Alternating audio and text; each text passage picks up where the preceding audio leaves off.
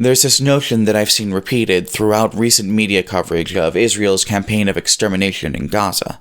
Not just repeated on places like YouTube and Twitter, the most incendiary platforms that we have available for media, but just in local news coverage and even in talk shows like The View. That notion is that people who believe or people who suggest that Israel is responsible for the bombing of Al-Ali Baptist Hospital in Gaza are driven primarily by emotion. Some people go so far as to describe it as a reflexive anti-Semitism.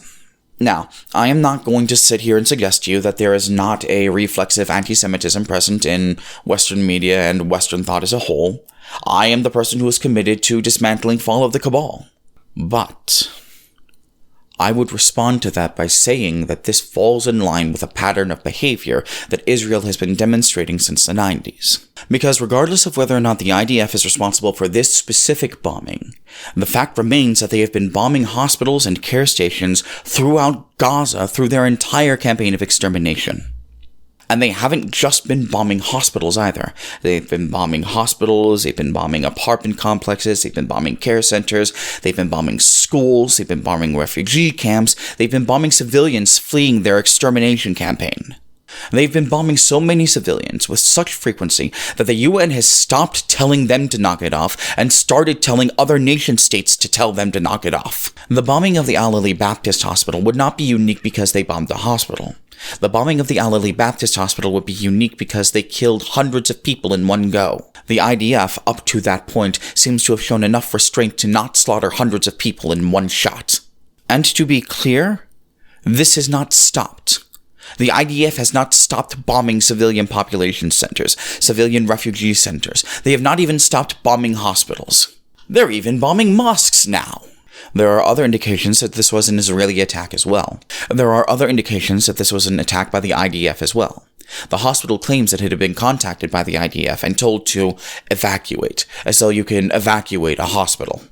Israeli officials took credit for the bombing, only to retract that after the number of civilian casualties was counted in the hundreds.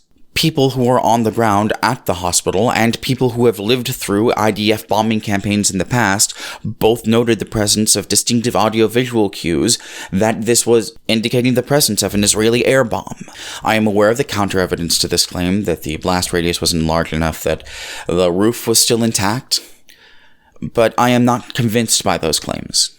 I am also entirely unconvinced by claims that the Israeli government has made. More specifically, that a third group, Islamic Jihad, is responsible for the bombing, but also that they have audio confirming that Hamas is responsible for the bombing.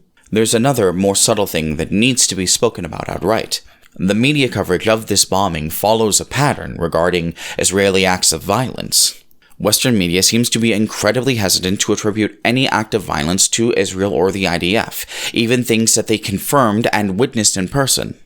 And when those events have been witnessed, have been confirmed, the media is very quick to justify those acts of violence.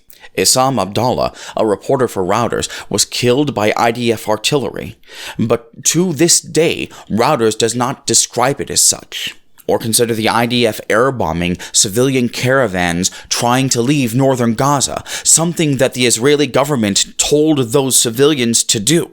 In both of these cases, the Western media has bent over backwards to justify or erase these acts of violence. I feel compelled to state again, none of this is happening in a vacuum. The bombing of Al-Ali Hospital is just one of many. Israel has declared war against Gaza. And being as Gaza is a civilian population of mostly children, I am going to call that what it is. It is a campaign of extermination. Some people in the Israeli government are even now saying that the goal, the whole time, was the annexation of Gaza. Hamas and the atrocities that they are responsible for are monstrous. I will not deny that. Hezbollah and their recent attacks on the civilian population of Israel are equally monstrous. I am unilaterally against the murder of civilians. I will not defend those people.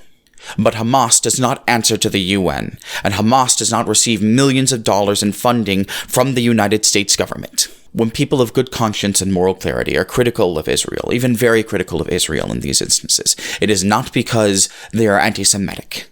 It is because Israel and the IDF answer to the international community. Hezbollah does not.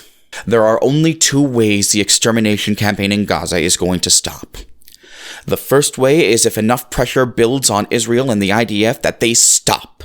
The second is when the last mewling, toothless child of the last enemy of anyone in Israel who still exists in Hamas is finally crushed underfoot. And I don't know about you, but that sounds like something out of a nightmare to me.